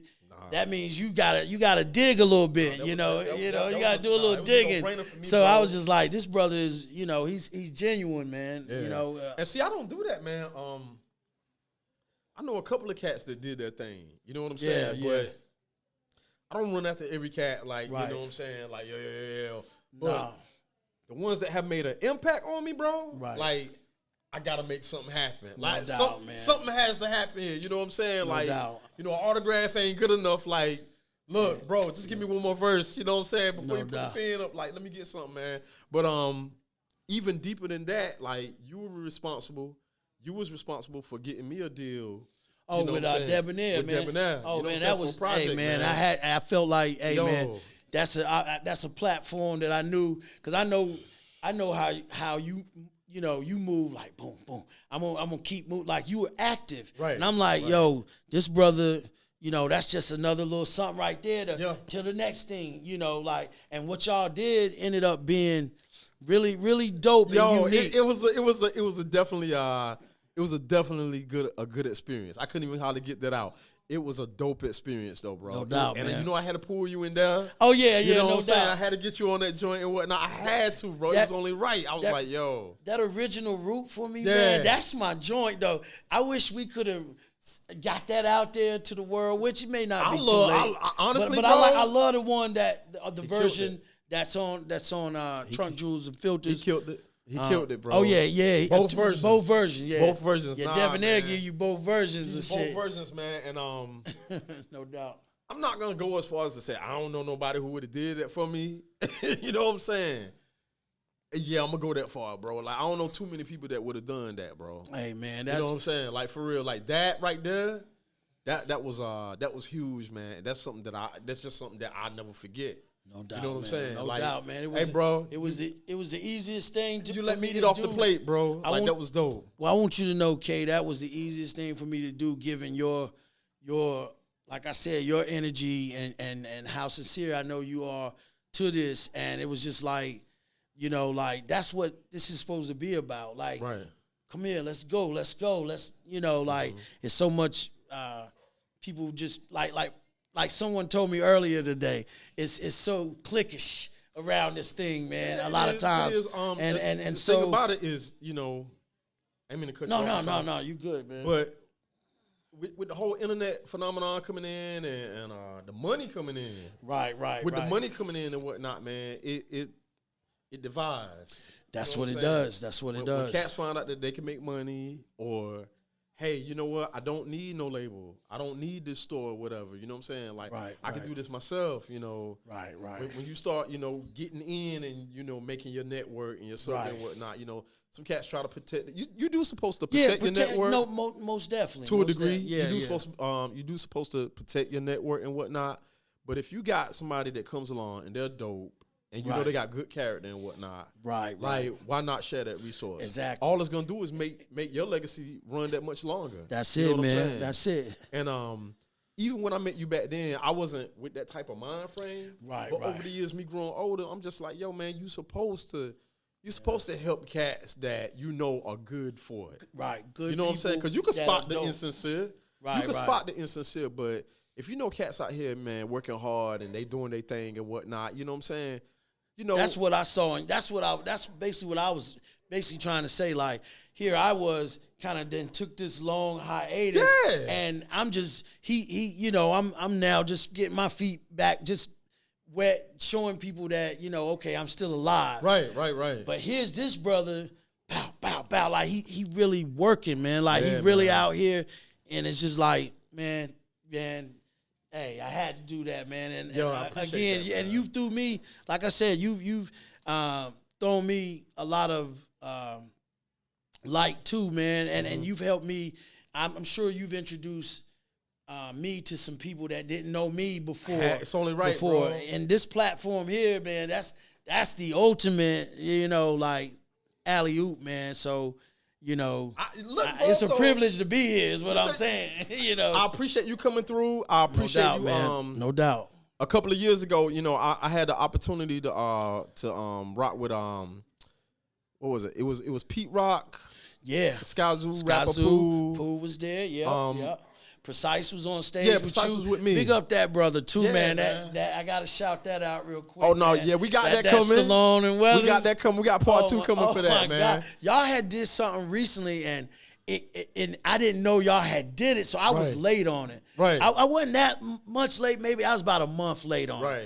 I seen that shit. I was like, I had to hit you. I don't know if you remember. You did hit me, bro. And I was just like, yo, man, I didn't know y'all had did that. Yo, bro, the records crazy. Records are getting mixed right now as we speak. Like, the records are getting mixed, man. Shout out to my man, Brian Kidd. He's handling the mixing for this project and whatnot. And shout out, Brian. Yeah. We on the way. We on the way. But, nah, man, it ain't over, dog. No.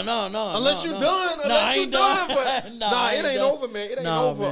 Man. I definitely want to get with you on some more joints, man. No doubt, man. But, it ain't that we take, you know, it ain't we take hiatuses. It's just that, yo, man, we enjoy life. That's it, and man. we prioritize. That's it. But we still, we still give you the music No doubt. we feel like it. Right. You know Exactly. what I'm saying? Like We serve no wine before it's time. And when I say when we feel like, I'm talking about like, when we feel good about it. That's you know it. What I'm saying? That's it. When we feel good about it. But man, listen, bro, I can't. And we ain't done talking. But it's like, man, I can't thank you enough, bro. Just for everything, no ego, no nothing. You know what I'm saying? Likewise, man. And cause you might look at it like, you don't know if you made the right decision with Chris Lighty and whatnot. But I'm like, on some selfish stuff, I'm like, well, if he made that deal, I might not be sitting with him right now. So I might not have got that spark that I needed. You know what I'm saying? To accomplish the things that I might not even be sitting with this guy right here behind the camera. You know what I'm saying? Because it's like, I got the same amount of respect for Finster too. No doubt, man. I remember seeing Finster in them. You know what I'm saying? I was telling him about Feel the High earlier that I was, and part two.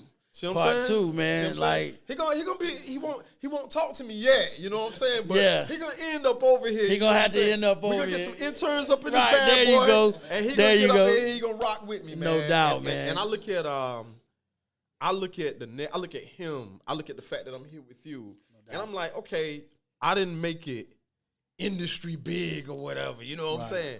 But the circle of cats that I got, man, like, Solid. These are some dope cats, man. Yeah, you know what I'm no saying? doubt, like, no doubt. I'm good, man. No doubt. Because it's like, these are cats that have really, truly, undividedly inspired me. And they have incredible music, bro. Man, and that's all I ask in this game. No doubt, you know man. What I'm saying? No doubt, bro. Nah, bro, it's like the whole Chris Lighty thing. I think it's dope because it's a legendary story. Yeah, no doubt. You know what I'm saying? It is. Because man. you could always be like,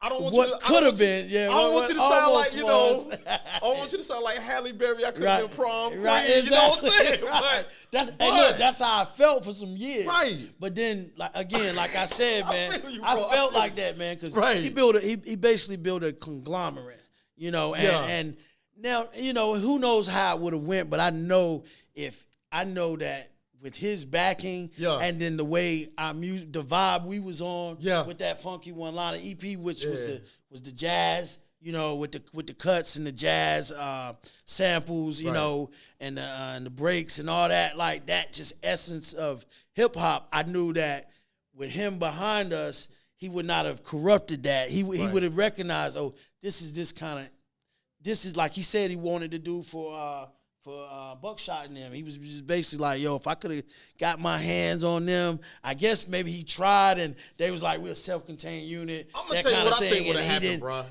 But they was buzzing though. You know what I'm saying? With the Got You Open remix around that time, they was buzzing real strong, man. The remake of not Follow the Leader, but ain't no joke. The remake of Fire, man. When he came back with that, I think though, I'm gonna tell you what I think would have happened had you signed Chris Lighty. I think Fanatic would have ended up being one of the trap masters. Look, he wasn't going. Look, this is the whole thing. Just because he wasn't offering Fanatic a deal, he wasn't telling me he was going to pick my producers. He loved, and it was Fanatic's production that I was over. That he loved. I think he would have ended up being a part of the Track Masters. It was like a jump the gun thing, a little bit like this guy's offering both of us something, but in reality, like the best. What is the best situation for us? So let me ask you this: do you think that because you seen Fanatic go through what he went through, that kind of influenced your decision to make the decision that you made because you didn't want to add on to the list of people that he been, rocked by and whatnot? That's exactly what it was, bro. That says a lot about that was exactly what it was, bro. Man. Yeah, man.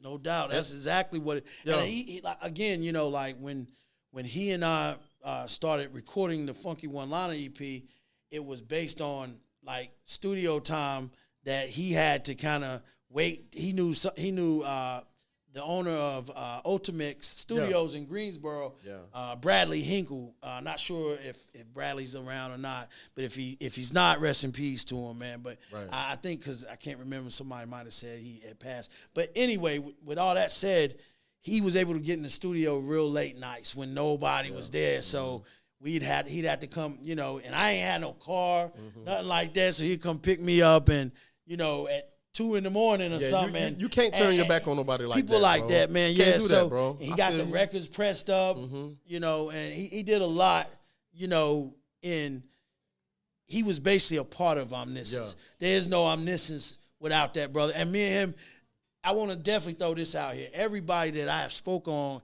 in this interview, we are super solid to this day. It's like I wanted to ask you. Ski is my man. Right. Tyson's my girl. I'm actually going to try to bridge that, man, because you know, we definitely need that. Even if it may be a thing where maybe, you know, if y'all might have to come to her, or I don't know if she would, you know, how it would work, but it's a story that needs to be told. And she's not one to toot her own horn, but it's female wise, it's a story that I think, you know, I mean, hip hop wise, we definitely want to do that because I'm gonna make that happen. She to me, you know what I'm saying, first female MC from North Carolina for me. Yeah. Now I could be wrong, you know, if I am wrong, like, whoever in the audience watching this, you know what I'm saying, whoever knows or whatever, like, definitely correct me. But for me, Entice was the first female MC on an official level. On an official level, on a sign to. Because I remember looking at Wild Pitch, seeing Black to the Point. Right. You know what I'm saying? Wild Pitch, but I didn't know she was from North Carolina at the time. Right. It was just a new female artist and whatnot. You know what I'm saying? Doubt. So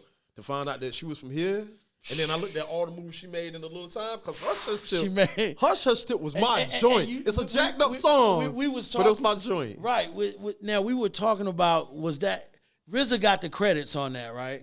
Right. You were saying you felt like it might have been Fourth Disciple, maybe? Or it sounds kind of Fourth Disciple-ish now. I'm bugging, man. I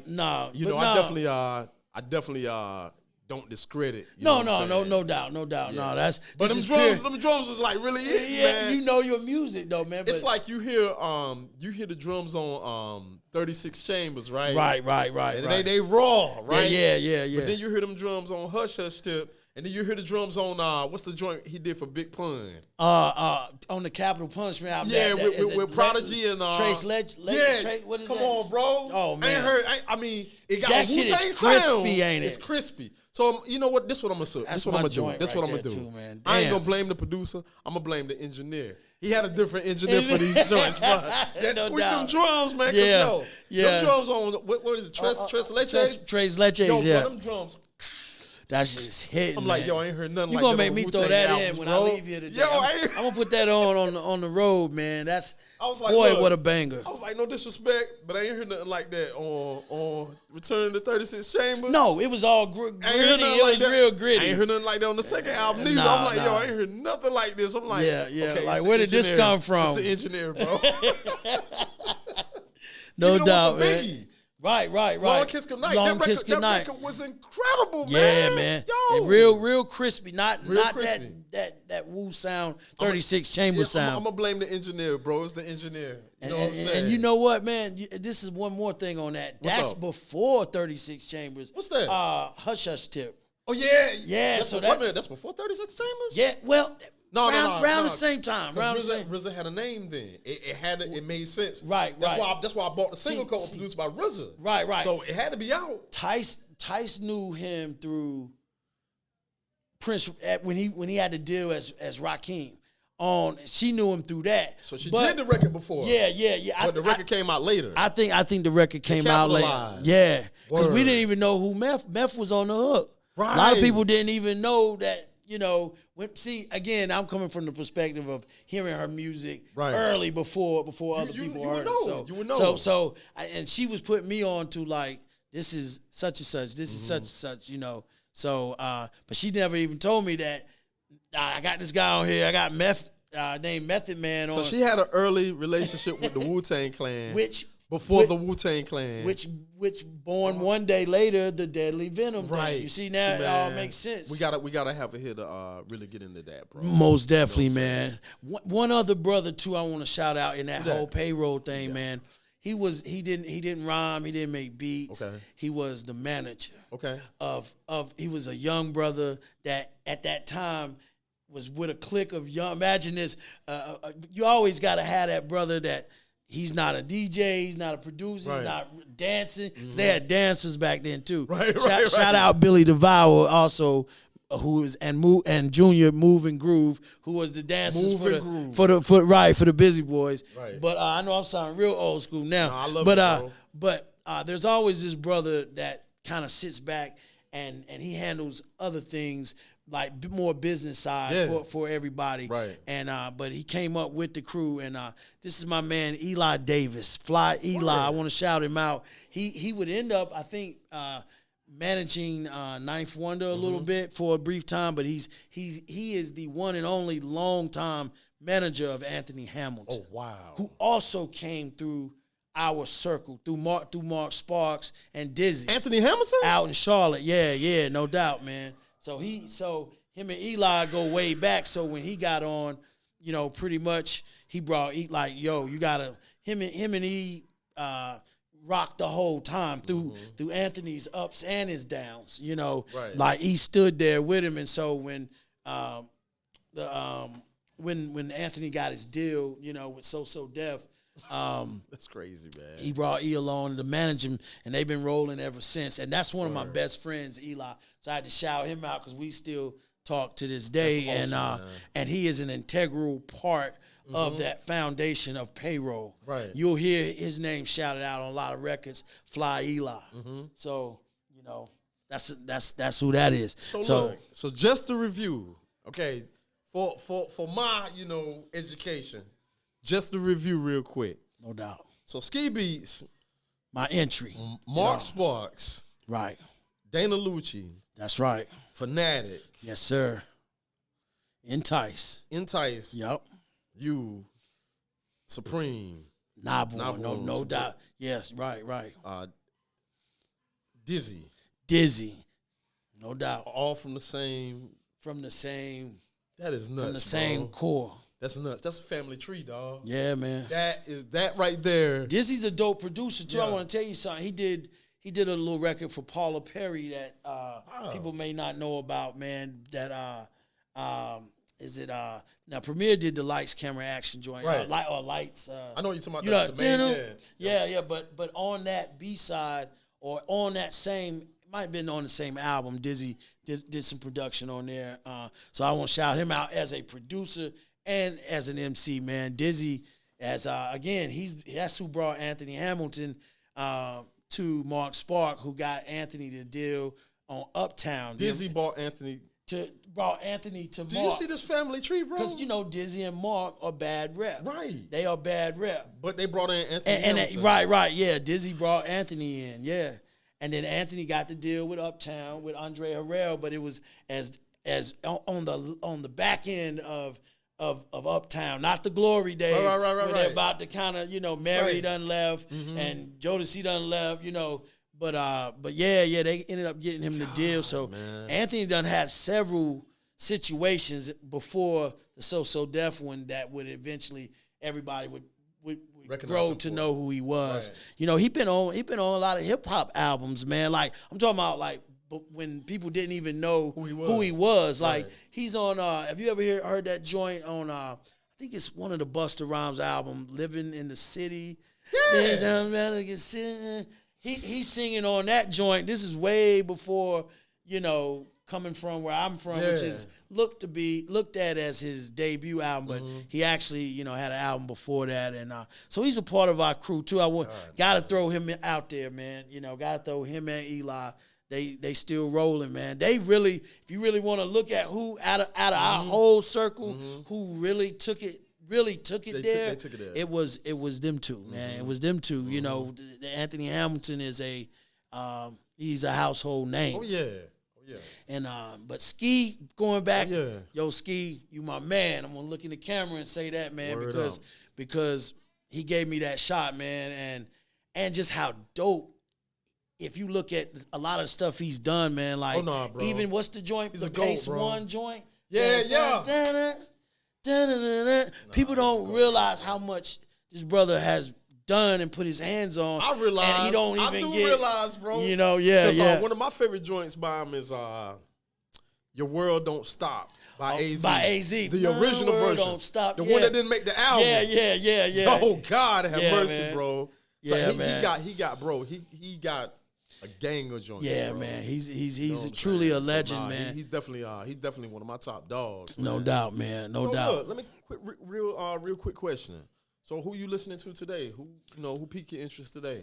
Oh man, that's a great question, man. I'll be honest, man. I've been doing a lot of throwback, going back, listening to albums and stuff like that. But as far as new artists, that's a tough question, man. Because I'm hearing songs. I'll hear songs from certain artists that I like. Okay. But I haven't gotten into their bodies of work. You know what I'm saying? But again, man, that OC from NC, I'm really loving that right now. I'm loving that right now, man. I'm gonna big him up, man, because D Mac, my man from Wilson, he definitely hollered at me and said, "Yo, we need to get with that brother on some music, man, because I'm loving that from out of North Carolina, but then on a and that's hip hop in general. That's not just based. It's just based out of North Carolina, but it's worldwide. But I'm enjoying listening to a lot of new artists, but it's still. I couldn't really tell you right now, okay? I understand. I understand, I'm bro. sitting here like, who? Put you on the spot, bro. That's all right. No, but I'm like, wow, like. Right. So when you say quick. New artists, because again, a new artist, has been the ones I might know have really might say is new.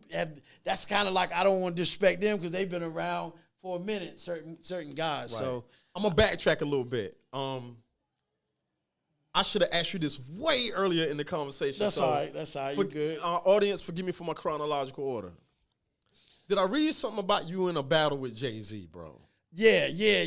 Well, so that's real. Yeah. That's a real thing. Okay. So, but this is how it goes. Tie it in, bro. Tie it in for the audience. So who think we crazy right now? Right. So this is how that goes. Yep. So, Ski, after he went on to New York and did his thing, we started doing our thing, and it was like a friendly rivalry. Okay. Because the love has always been there between Ski, Fanatic, Dana, So it was like kind of like a little. It was some dissing going on back and forth a little bit on some records. Y'all young, bro. Y'all young. You're young. Not so much of me dissing them or. Right.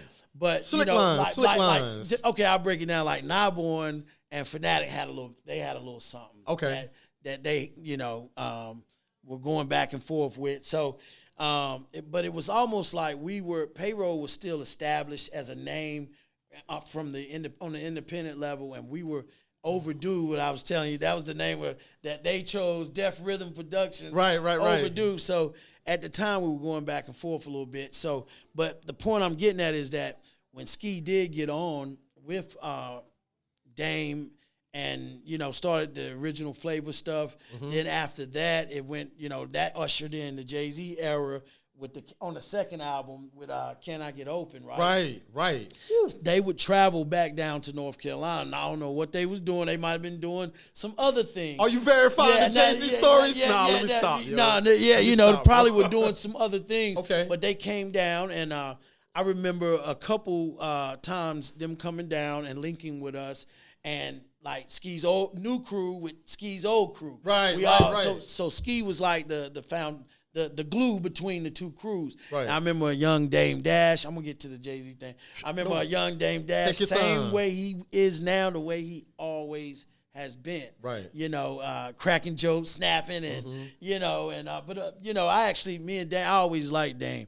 But Jay-Z very quiet, when he was around us. Observing. Observing Keeping everything. The scene. Yeah.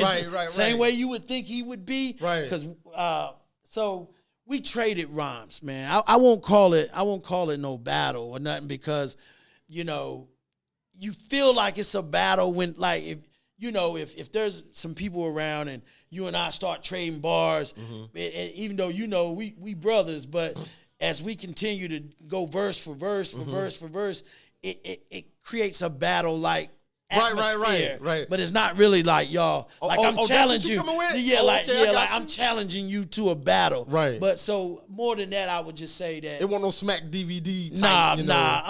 But my style and his style contrasted so much because he was still on the the fast. That rapid fire. And I'm on some metaphors like Lord Finesse type flow, kind of slower, and so it was just like that. It was just a contrast, but I'll clear that up because I think I did kind of paint that like one time, like we might have had a little something, but it was it wasn't like the LL and Jay-Z battle thing. This is like some competition. Right. I guess I should have said you had an opportunity to spar. A little bit. With Yeah, Jay-Z, no doubt. But that's still a dope story. And I'm gonna tell you another dope story. Ski, one night we went to some hole in the wall kind of club, small club in a small town. Right. And was it Oscars and Wilson? Nah. Go ahead. It was. I think it was in. Where was that? Where were we at? Creedmoor or somewhere? I don't know where we was at. Okay. I don't know. I don't even think it was Creedmoor. I don't know where we was at, but I just remember Ski being such a lyricist. He got on stage and was freestyling, and he was like, "Come on, Jay, like come on up." And I just remember me and Jay standing there, and Jay looked at me, and he was just like, "Nah, like I ain't going on stage. I'm not." And it wasn't that he was scared, but it was just like focus. He was just focused because I think of the surroundings we were in. It was like a hole in the wall club, and these people looking at who is these dudes coming in they trying to take our girls and or whatever, because mind you, Fanatic was in a group called Funky Leftovers. I don't know if you ever heard of them. The Funky Leftovers, you can look that up. That was him, my man DJ T Love, who I also want to shout out, man, who eventually became my DJ when I did the solo thing. So this is this stuff when we hanging with Dame and them and Jay, this is Rockefeller, really. It's the origins of Rockefeller. Well, Hawaiian Sophie done dropped, though, right? Hawaiian Sophie done dropped. Yeah. And Can I Get Open done dropped. And shout out DJ Chubby Chubb, who was a DJ. He was traveling with them as well. But yeah, so it was like Fanatic and them, they was on some like hip-hop Jodeci shit. They come out there with the leather vest on. And they had the girls, and they taking off, and the girls in the club was liking that. Right. And so I guess Jay might have seen like, nah, I ain't really messing with league, So Ski got up there next after Fanatic and them did their thing, and just ripping. He was on some straight hip. Ski is the most hip-hop dude ever. You ever seen somebody who can do everything? Yeah. They can write, graph, break dance, they can rap. He love the culture, man. He loved the culture. But that's a story I always stick out in my mind. He got up there and Jay looking around like, nah, you go ahead, man. He's like, come on up here with me, because he knew what Jay could do. One other last story on Jay-Z, man, because we had a rapport with Clark Kent. We revisited, the first time I went to the new music seminar, we performed on a showcase at the car wash at Irving Plaza. And this was a lineup of so many different Future. That's the one when Charlie Brown grabbed the lemon. Right. But about 3 years later, when the Funky One Liner EP hit and we had all the bidding going on, I revisited the seminar to enter the battle for world supremacy, hosted by Clark Kent. He would do the DJ, the DMC, I guess it's called, and then he would have one for the MCs. One legendary year, Skills and Supernatural had a legendary battle. Was you there? No, I wasn't there at that one, but okay. this was like the next, I think this was like basically the next year, like 94. But this is how Jay-Z ties into it.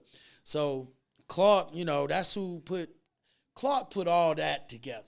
He put all that, Dame, Jay, Ski, he put all that together. But our rapport with Clark through Ski, we was able to get me entered into the battle, you know what I'm saying? Right. So Jay's there at the battle, and I'm gonna tell you, man, and this is props to him, man, as an MC. He was thinking about entering. He didn't get in it, but he was thinking about entering that battle. And Cats was real nervous about that, man. Like if Jay-Z get in this shit, it's a wrap. This shit is over. Wow. Because at that time, like he had really honed his skills, which obviously I knew him. So I wasn't. That's when the battle would have happened. Right, that night. That's when it would have happened, but he didn't get in it. But I didn't win the battle. Another guy ended up winning the battle. It was one of them things where you wasn't standing on stage in each other's face like what we know now. It was performance based. Yeah, it was. You just come out, do a Star verse, Search. you do a verse, right. And he come out, he do a verse. Right. The crowd, who you like the best. It wasn't like y'all right. It wasn't like that. But I done had a lot of them too, though. I done had a few of them. You know, the face to face battles and that kind of stuff too. But way before that was popular, you know. So that's why you'll hear that in a lot of my early music, battling. I always who want to battle. I even said that on the joint. I'm still talking like that. Remember I said something about battling Nicki Minaj or somebody. Yeah. If you want to, I'm always still wanting to battle. I forgot to like tell females you this, can get it too. We can battle. So that's just my era, man. So check this out. So, and this happened later. Matter of fact, I'm gonna say this was probably after I had met you. Okay, no doubt. So there was this other song that used to play, right? Right. I forgot to tell you this too. This is the perfect place to tell you. No doubt. It was this other song that used to play on the radio all the time in Greensboro, right? Okay. Where the hook goes, I'm the greatest MC in the world. And I'm like, yo, the De La Soul joint. Right. I'm like, yo, who in the hell is that? Right. Like, it used to bug me out for years, bro. That was like the single off the One Liner EP. That's the record that gained a lot of traction. I just found out that was you, like, after we met. I'm on mine. That's the name of that joint. That was his record. Yeah, man. Like, man, this guy is man. off the charts, man. Yeah, I just found out after I met you. Now we got a rapport now. Yeah, I start digging through your, because I'm finding them now. You're leading me to them. You're telling me to go get them. Right. Like, yo, that was his record. No doubt, man. And it took me back to what I was doing, yeah. where I was at. Yeah, you know what I'm saying? I was at A&T. No I was at some kind of house party. No doubt, man. And I just stopped. When you hear that song, and you just stop doing everything that you're doing. Right. Like you block out everything, and that kept happening that year. Right. Because we'll be on the way. I remember when I first heard Dead Presidents. We was on our way to the club. Right. Everybody gets out of the car. I'm still sitting there, like blown away because not because the beat is so infectious, right? Right. Because the beat was crazy. Right. But I was sitting there like, yo, Jay-Z really made a 360. Yeah, from what you and this doing, song man. is so crazy. I just sat there. I'm like, this song is so crazy, man. Jay-Z really made a 360. That's why he named the album Reasonable Doubt, because he knew cats like me knew him from this. Right. And now here's this after your Nas, your Big, your Woo, and now but it's like he was doing it the whole time. Like he was already, the life was already being lived, but it was just he came along in the era of him and Jazz. So that was, speed rap was that was where we was at. Right. But keep in mind in real now, life, I'm from Marcy Projects. Right. So I'm going through that. You know what I'm saying? So at the end of the, right. I'm sorry. Yeah, there was Reasonable Doubt. I'm going through that, not knowing that the producer was from right here. Producer Ski, man. Happened again. Me and my boy Ali going to a party in Wake Forest. Wake Forest University. The Camp Low, you need to come inside and check low. Relax yourself and let the sugar. Coolie High got you. Coolie High. I just sat there, bro.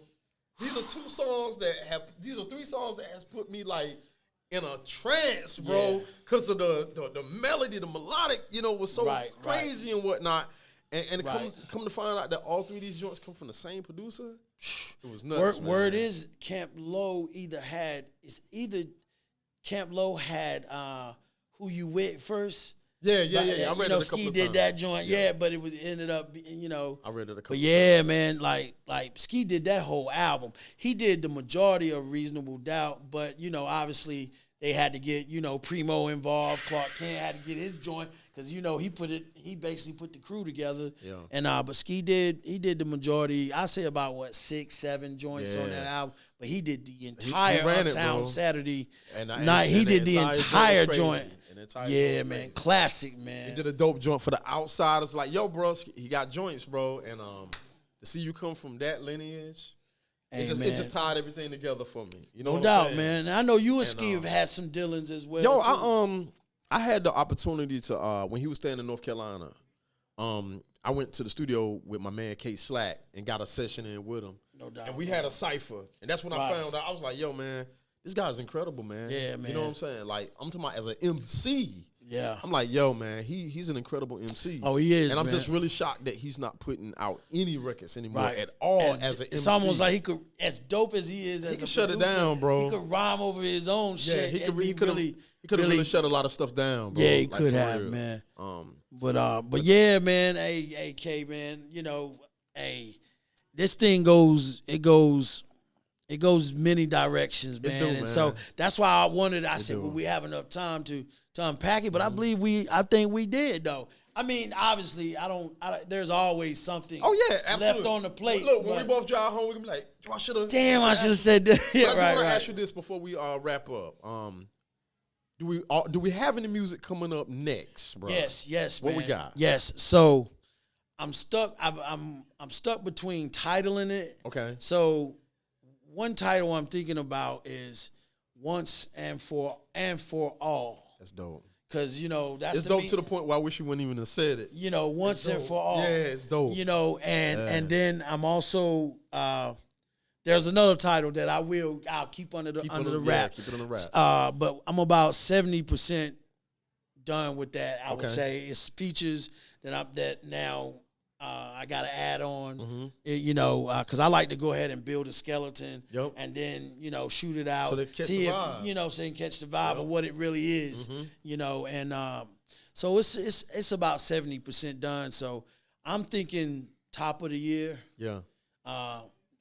About 10 joints. Well, I tell about you 10 joints, man. When you put it out there, if you want to come back and discuss concept or whatever, no doubt, we man. right here, dog. No doubt, man. I definitely would love to do that, yes, brother. Yes, sir. Would love to do that, man. Thank you for everything. Yes, sir. You have been a blessing to my life.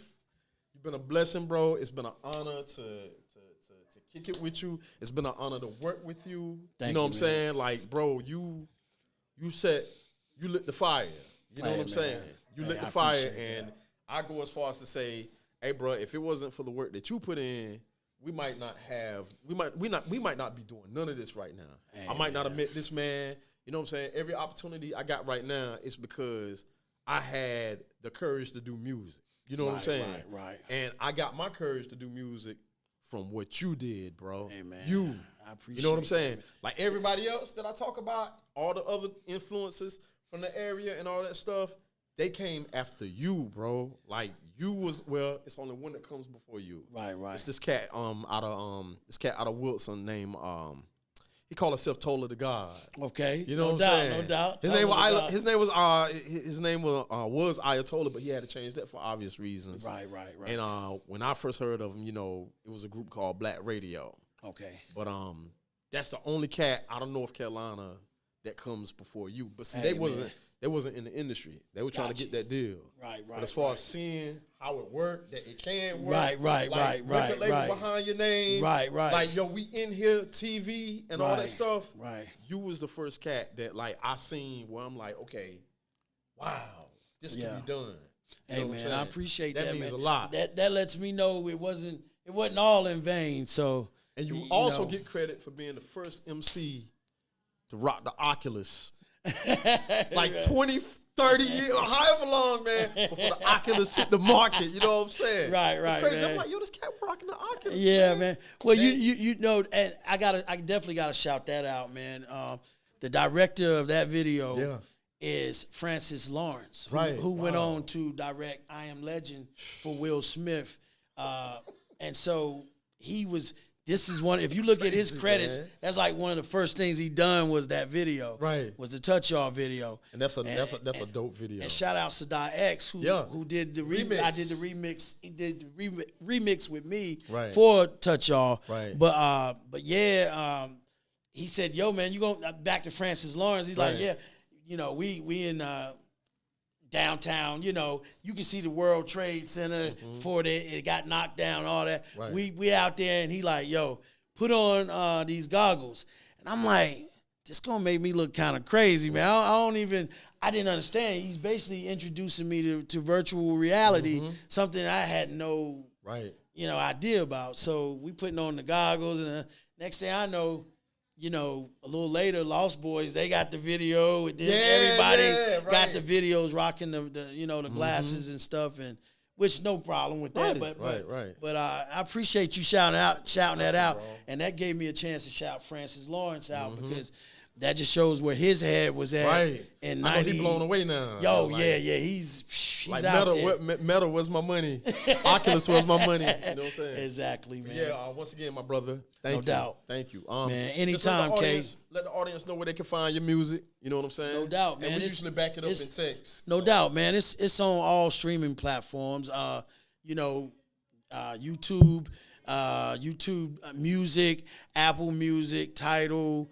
I mean, it's on most major streaming platforms you can grab, you know. And if you want to really support, you know, we got the Bandcamp. Yes, sir. Obviously, you know, you can go on Bandcamp and actually buy the physical copy of it, you know. But it's on everything, man. And he got wax too, y'all. So. Oh yeah, most definitely, man. Got wax. Yeah, Dope Folks Records, Gentleman's Relief Records got some wax. So yeah, Dope Folks got most of the, like I said, the older stuff unreleased, and then Gentleman's Relief would be more of the newer, the more recent stuff. So if you want to support my brother and all other artists, buy the wax, support them on Bandcamp. If you're gonna stream them on Tidal first. No doubt. You know, or Deezer, if you one of them people that got Deezer. Yeah, Deezer. I'm on Deezer. If you got Tidal, stream them on Tidal, yo. They pay, you know what I'm saying? Tidal and Deezer pay the most in streaming and whatnot. Right, you know? yeah. Unless something changed. And if I'm wrong, definitely correct me. Yes. All right? But either way, thank you, my brother. No doubt, man. Thank you, man. It's been a pleasure. All right. An honor for me to be here. I do want to end by saying that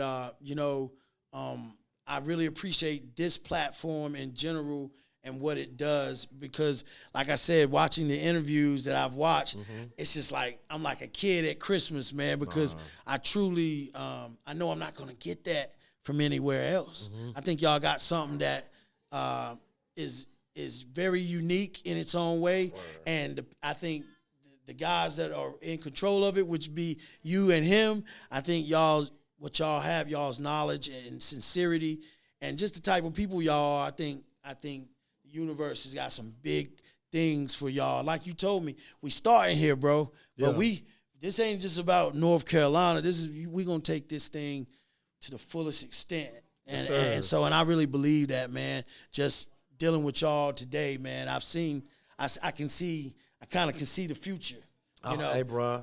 Let's speak that. I'm going to speak that into existence. Definitely speak that. So with that said, that's all I wanted to say, brother. Thank you again, man. Yes, sir. Thank you again, man. Yes, sir. Hey, thank you for everybody that tuned in. You have witnessed another incredible episode of Hip Hop Beats and Things. I am your host, K Hill, along with my partner, Finster of Finster Bundy. Until next time, y'all. And remember, we are on streaming services as well, so definitely show the podcast is audio only as well. All right? Thank you very much.